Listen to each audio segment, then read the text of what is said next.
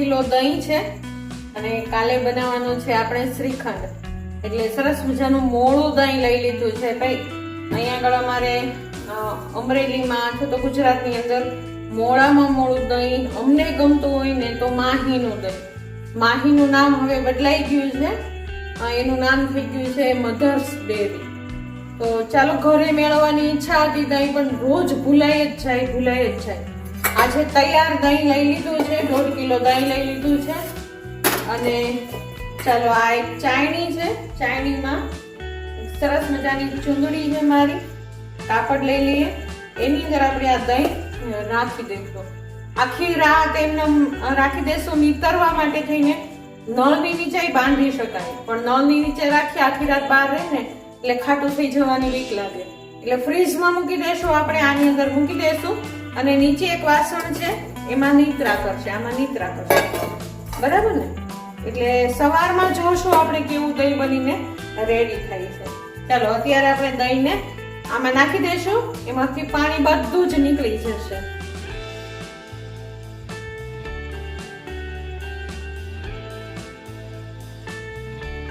પાણી બધું જ નીકળી જશે નીચે. અને આ મૂળા દહીંનું શ્રીખંડ એટલું સરસ મજાનું થાય ને. કમલેશ જ્યારે હતા ને ત્યારે અમે શ્રીખંડ બહુ જ બનાવતા. અઠવાડિયામાં એક વખત તો ઉનાળાની અંદર શ્રીખંડ બને જ છે. પણ પછી ખાવાના શોખ બધા ઓછા થઈ ગયા અને આજ પાછું મને યાદ આવી ગયું. 2-3 દિવસથી છોકરાઓ કહેતા હતા કે મમ્મી કરીએ એમ, પણ દહીં મેળવતા ભૂલાઈ જવાય. એટલે આજે તો નક્કી કર્યું, ભલે ભૂલાઈ જવાય, આજે બહારથી જ લઈ લઈએ દહીં અને જે ઈચ્છા છે ને એ પૂરી કરીએ. એને આખી રાત જો આવી રીતે કર્યું હોય ને તો શ્રીખંડ એકદમ મસ્ત બને, એકદમ જાણે ક્રીમી હોય ને એવું બનશે, બરાબર ને? ચાલો, દહીં બધું જ નાખી દીધું છે આની અંદર, બરાબર? સરસ નાખી દીધું. હવે આ છે ને એને એકદમ આપણે બાંધી દેવાનું છે.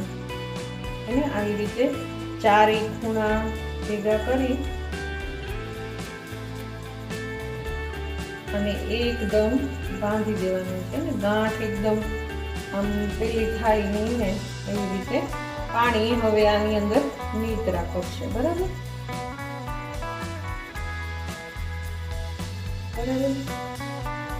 એકાદો છેડો આમ કરી બાંધી દઈશું.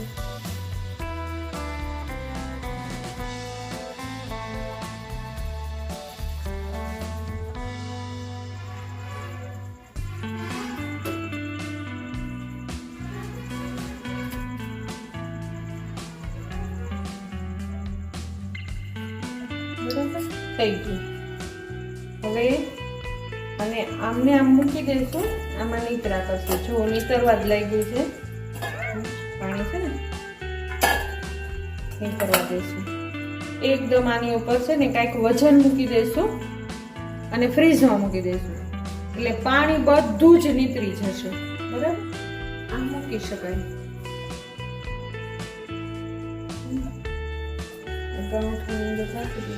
મૂકી શકાય. ચલો, આવી રીતે વજન મૂકી દેવાય તો શું થશે ખબર? બધું નીકળી જશે. નીકળે છે ને પાણી, આ રીતે કરી શકાય. અને આને મૂકી દઈશું આપણે ફ્રીજની અંદર, બરાબર? ચાલો, એકદમ ડન.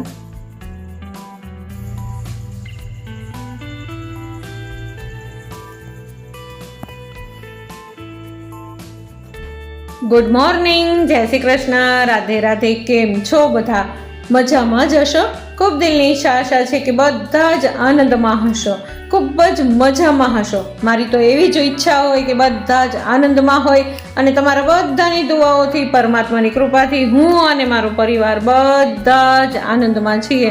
ચાલો, ત્યારે નવા દિવસની શરૂઆત કરી દીધી છે. સૌથી પહેલાં તમારા બધાનો ધન્યવાદ કે તમે તમારો કિંમતી ટાઈમ કાઢી મારો વ્લોગ જોવા, મને મળવા માટે થઈને આવો છો. માટે ખૂબ ખૂબ ધન્યવાદ, આભાર, થેન્ક યુ.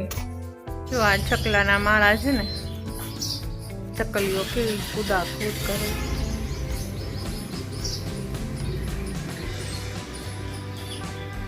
છે ને ચકલિયા એ માળા છે ને અહીંયા આગળ કાલે રાત્રે કિશને 2 માળા બનાવી દીધા, 2 વાળા ટીંગાડી દીધા.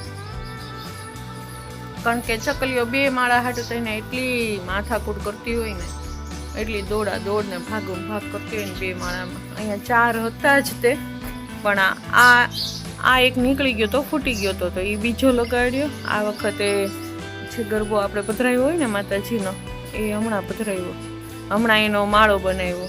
અને આ હતું જ તે, પણ ખબર નહીં કેમ પડી ગયું હતું.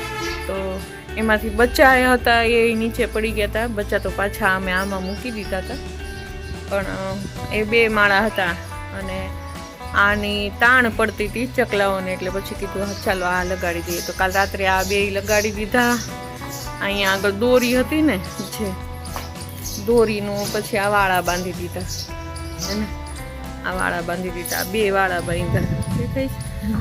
કાલ રાતે કિશન ચાલો અહીં જો ઝાડને બધાને સરસ મજાનું પાણી પાઈ દીધું છે. અત્યારે મસ્ત ખીલી ઉઠ્યા. જો બેંગન કેટલા આવ્યા સાચું તમને દેખાડું. આ 1, અહીંયા આગળ 2, 3, અહીંયા પણ હતું, પાછા જડે નહીં. અહીંયા પણ છે એક નાનકું એવું 4, અહીંયા થઈ છે 5, આ છે 6, અહીંયા છે 7, 8, અહીંયા છે 9, અહીંયા છે 10. આટલા તો અહીંયા છે 11.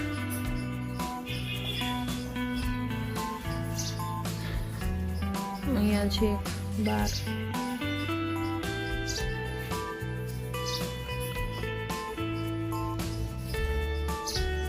છે ને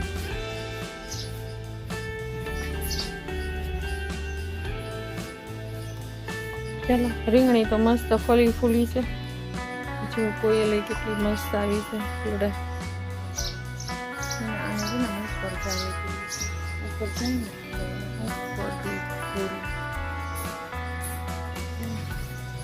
મસ્ત ફૂલ તો આવે.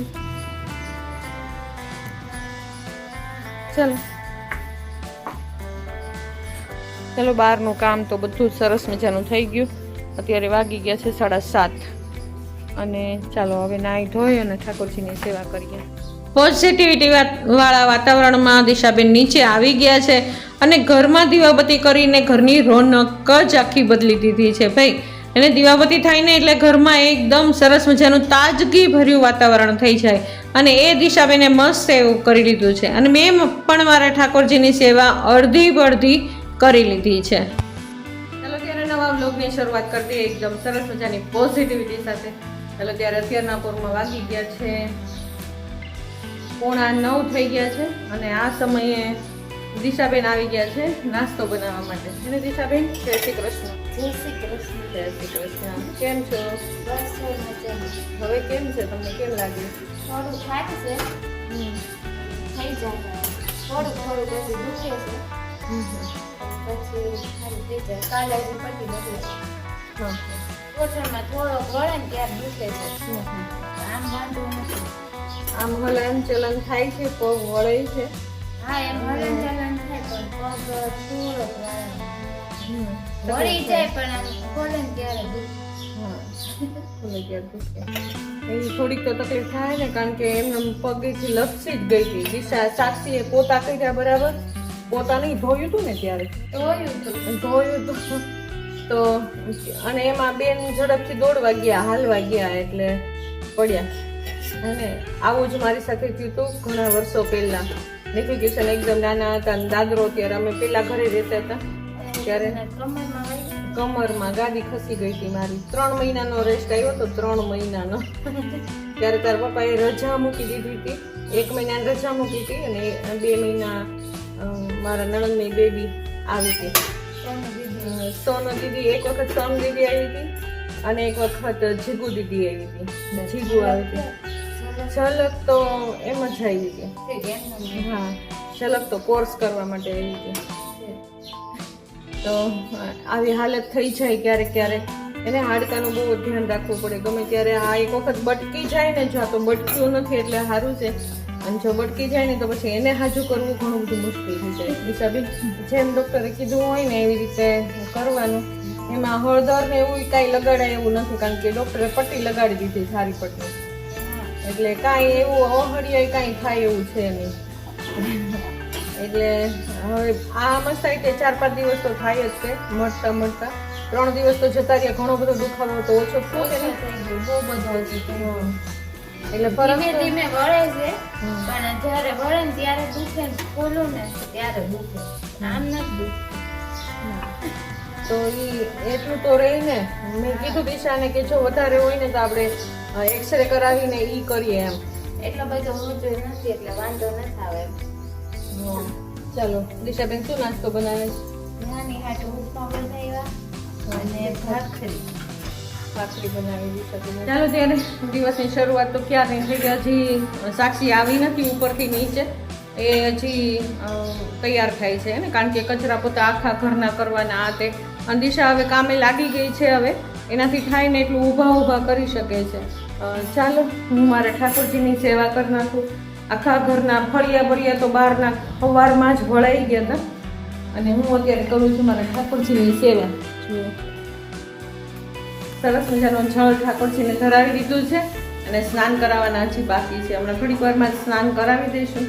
ચાલો, કિશન આજે જવાનો છે બહારગામ, અને નિખિલના સમાચાર રોજ આવે. નિખિલભાઈ એકદમ મસ્ત છે, એકદમ સરસ છે, સ્વસ્થ છે, એટલે એની ચિંતા કંઈ છે નહીં. એના વિડીયો કોલ બધા આવતા જ હોય, એટલે એની સાથે વાત થતી હોય.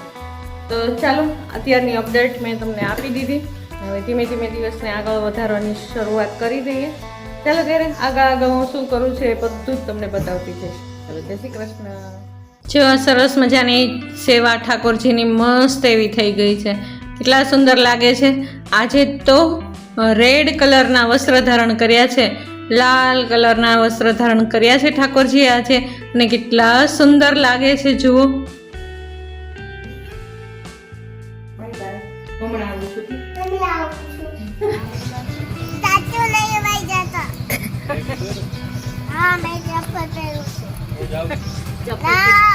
ચપ્પલ પહેરું છું. ધીમે ધીમે ધીમે. પહેરું છું એમ. હા યાર, બે ટાટા. અલે તાર બે ટા બાય બાય.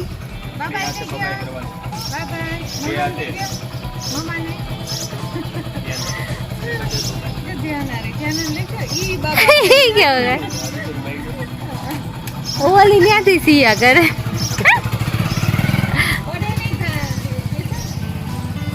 નહીં પડે પણ ચપ્પલ.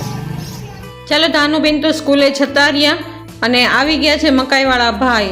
અને એને ખબર જ હોય હું હાજર હો કે ન હોય, એ ભાઈ અત્યારે મકાઈ અહીંયા આગળ લગાવવી જ દે. એકાદો જુઓ કુંડામાં મૂકી દેશે, અને બાકી બધા જ જુઓ ફરતા મૂકી દીધા. ચાલો, મકાઈનું કામ તો સવારના પોરમાં થઈ ગયું. સરસ. ચાલો, રસોઈની શરૂઆત કરી દીધી છે. બટેટા બાફવા મૂકી દઈએ, અને અંદર મીઠું નાખ્યું છે, અને કરી દઈએ કુકર બંધ. આજે બટેટાનું શાક કરવાનું છે, મસ્ત તીખું અને રસાવાળું શાક. ચાલો, પૂરીનો લોટ બાંધશું આપણે અત્યારે. પૂરીના લોટમાં સૌથી પહેલા તો નાખી દઈએ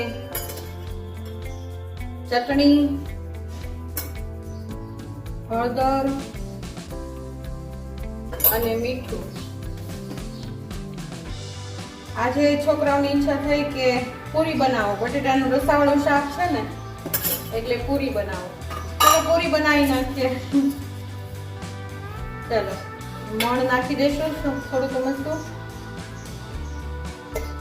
અને હમણાં લોટ બાંધી નાખીએ. એક ગૃહિણીના હાથમાં આખું ઘર હોય, ઘરના કામ હોય, બાળકો હોય અને મોટા પણ હોય, બધાના સ્વાસ્થ્ય પણ સાચવવાના હોય, ઘરનું કામ પણ કરવાનું હોય, અને પહેલું કામ કરવાનું હોય કિચનનું. અને કિચનમાં રસોઈ કરે ને એટલી સ્વાદિષ્ટ અને મસ્ત, એનાથી જ આખા ઘરના સભ્યો એકદમ તંદુરસ્ત, મસ્ત અને સ્વસ્થ રહી શકે. ચાલો, આજે આપણે મસ્ત રસોઈ બનાવવાની છે. ચાલો 1.5 કિલો આપણે દહીં કર્યું હતું, 1.5 કિલો દહીંમાંથી એટલું દહીં રહી ગયું છે. બોલો, વિચાર કરો, આટલું રહી ગયું છે. પાણીને તમે જુઓ ને, આ બધું થોડી થોડી વારે નીકળતું રહી પીવું પાણી, આટલું પાણી નીકળ્યું, આટલું પાણી નીકળ્યું, જુઓ આટલું પાણી નીકળ્યું, એક આખો લોટો ભરાણો.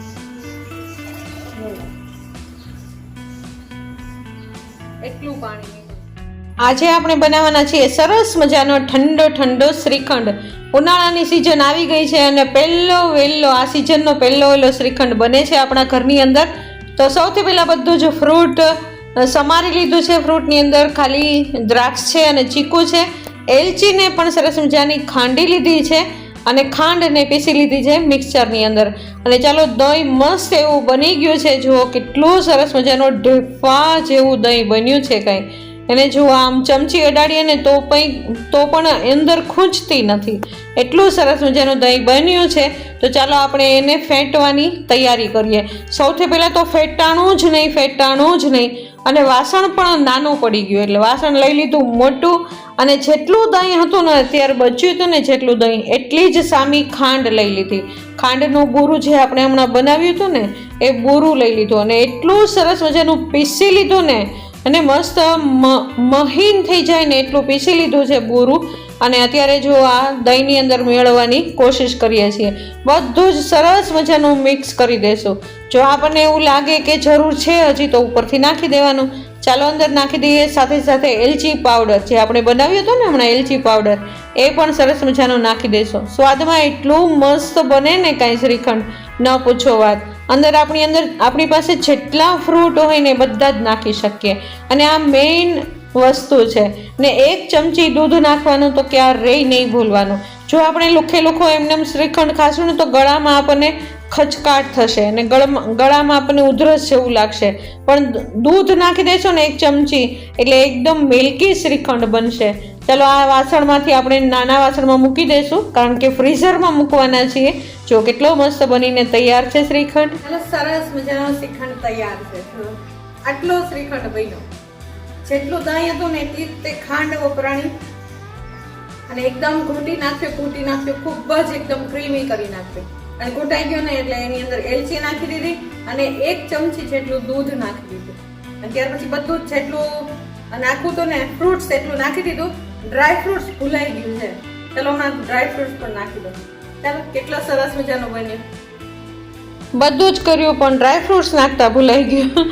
ચાલો, ડ્રાય ફ્રૂટ્સ આખિરકાર નાખી જ દઈએ. ગમે તે કરો ને તમે, એક વસ્તુ તો ગમે તે ભૂલાઈ જ જાય. ચાલો, પણ એ ભૂલ પણ સુધારવી એ આપણા હાથની વાત છે ને. ચાલો, શ્રીખંડને મૂકી દીધો છે મેં ફ્રીઝરની અંદર. અને બટેટાનું શાક વઘારી લઈએ. બટેટા બાફી નાખ્યા હતા મસ્ત, એને ફોલી પણ નાખ્યા છે, છાલ કાઢી લીધી છે.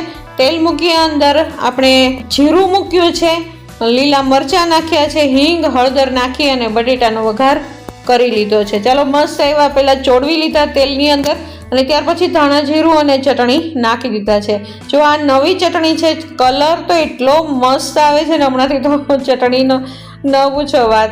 અને જોઈતા પૂરતો રસો કરી નાખશો ને. રસો આપણે આમાં ઝાઝો જ કરશું, કારણ કે આજે બનાવવાની છે સરસ મજાની પૂરી. અને જો જેટલું બટેટાના શાકને ખણસાવા દઈએ ને એટલો રસો એ પી જ જાય. ચાલો, મીઠું બાકી રહી ગયું હતું, મીઠું પણ નાખી દઈએ અને રસો સેજ મસ્ત વધારે કરી નાખશું. અને ધાનુબેન માટે પણ અલગથી શાક બનાવ્યું છે, મોળું શાક બનાવ્યું છે. બાકી બધા જ મસાલા નાખવાના, ખાલી ચટણી જ નહીં. સાઈડમાં ધાનુબેનનું શાક બને છે અને આપણું શાક બનીને રેડી છે. એમાં જાજુ બધું લીંબુ નાખી દઈશું, કારણ કે ખાટું, ખારું અને તીખું શાક આજે બનાવવાનું છે મસ્ત એવું. જાજી બધી કોથમીર નાખી દઈશું. અને રસો તો એટલો સરસ મજાનો બન્યો હતો ને, ન બહુ જાડો કે ન બહુ પતલો. જુઓ કેટલું સરસ મજાનું શાક બની ગયું છે. એને જોતા જ મોઢામાં પાણી આવી જાય ને એટલું સ્વાદિષ્ટ શાક બન્યું છે. ચાલો, વારાફરતી બધી જ મસ્ત પૂરી બનાવી લીધી. દિશાબેન મારી મદદમાં થોડીક વાર માટે આવી ગયા. પગ લાંબો કરી બેઠા મને દિશાએ બધી જ પૂરી વણી દીધી. તાનુને હજી થોડીક વાર હતી તેડવા જવા માટે થઈને, એટલે મેં બધી જ પૂરીને કરી લીધી. ને જો થાળી એટલી સરસ મજાની સજાવાઈ ગઈ હતી ને, શ્રીખંડ તો એટલો મસ્ત બન્યો હતો ને કે ન પૂછો વાત. એમાં પણ ફ્રીઝરમાં મૂકી દીધો હતો ને એટલે એટલો ચીલ થઈ ગયો હતો ને, એટલો ઠંડો થઈ ગયો હતો ને, મસ્ત થાળી બની હતી. ચાલો મસ્ત બધી જ પૂરી તળાઈ ગઈ છે અને મેં સૌથી પહેલાં દિશાને જમવા બેસાડી દીધી. દિશાને કીધું હજી ગરમા ગરમ છે ને તો તું જમી લે, અને ત્યાં સુધીમાં ચાલો હું હમણાં જ ધાનુને લેવા જતી રહું. ચાલો ધાનુને તેડવા જવાનો સમય થઈ ગયો હતો અને મને બહારથી એ બેને સાથ પણ પાડી લીધો છે. ચાલો હું જાઉં છું ધાનુને તેડવા. ભયંકર તડકો હતો બહાર, તો આવા તડકામાં હું ધાનુબેનની સાથે છત્રી લઈને ગઈ હતી. જો ધાનુબેન છત્રી લઈને ઘરે આવી જ ગયા. આવે છે? યમી યમી છે? કેવું છે? હા, વેરી ગુડ.